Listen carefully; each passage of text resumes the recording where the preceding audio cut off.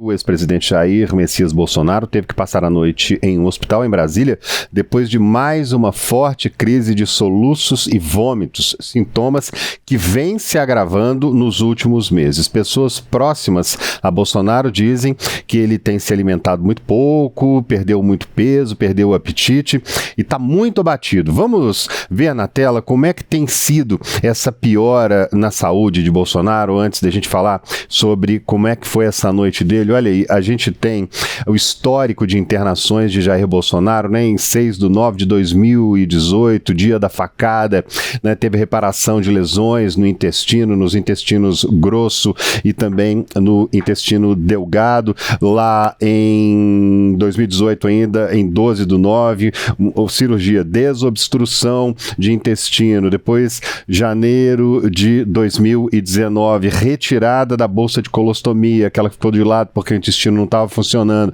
Em setembro de 19, complicações na cicatriz da facada.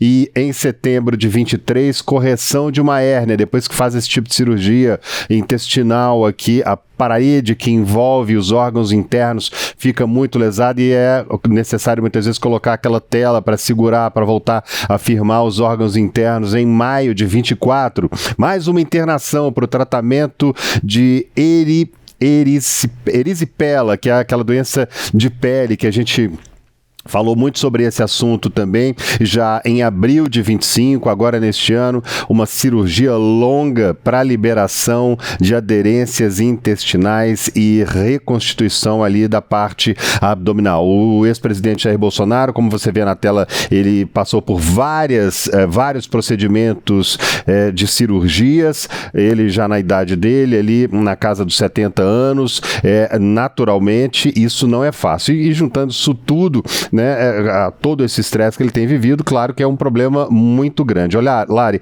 agora sim, vamos trazer aqui para o pessoal, eu sei que a equipe em Brasília está muito atenta a isso, uma atualização sobre o estado de saúde do ex-presidente. O que a gente tem de novidade aí de ontem para hoje, depois dessa noite hospitalizado? Olha, André, quem publicou, inclusive, o boletim médico, né, o último boletim médico foi o filho do ex-presidente, o Flávio Bolsonaro, publicou no X, e também a ex-primeira-dama Michele Bolsonaro publicou no Instagram a atualização da saúde do ex-presidente, e aí informa ali, né, qual foi a situação, como ele estava no momento em que ele deu entrada ontem à tarde no hospital, e aí o finalzinho do boletim dizendo que houve melhora parcial após hidratação e tratamento medicamentoso, que ele vai ser reavaliado ao longo do dia para definir se ele precisa ou não permanecer no hospital. Nosso repórter Levi Guimarães está lá na porta do hospital desde cedo e ele informou há pouco que o próximo boletim só deve sair ali no início da tarde, ainda sem uma previsão. Então, acredito que depois de todo esse processo de reavaliação médica, né, esse boletim vai ser divulgado, vai ser publicado. E ele disse também que, aos poucos, parlamentares próximos ao ex-presidente comparecem ao hospital, estão lá, mas eles não podem acessar o quarto do ex-presidente, né? Só os familiares estão autorizados a estarem ali ao lado do ex-presidente Jair Bolsonaro, mas que estão ali, esses aliados estão chegando e em algum momento acabam conversando com a imprensa. Então, é claro, é aquele dia em que nossa reportagem vai permanecer lá na porta também do hospital para saber de possíveis atualizações e também para saber se o ex-presidente permanece no hospital hoje até amanhã,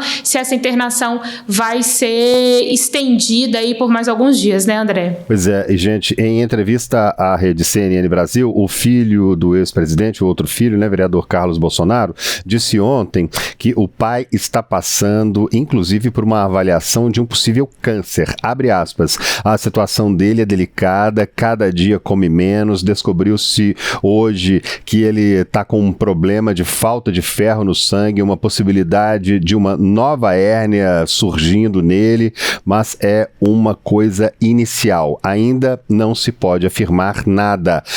retiraram 7 pedaços profundos de pele dele para ver a possibilidade de averiguação de um câncer, disse o vereador. Aí, juntando tudo isso ao fato de o ex-presidente ter sido condenado a 27 anos e 3 meses de prisão, haja saúde para aguentar, porque o estresse, afinal de contas, também acaba levando a muitos outros problemas.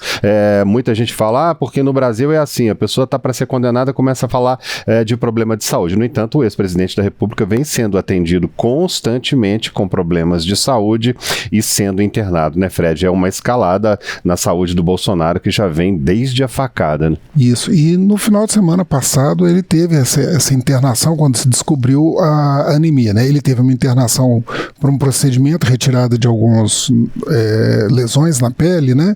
E eu acredito que seja isso que o vereador Carlos Bolsonaro esteja se referindo, né?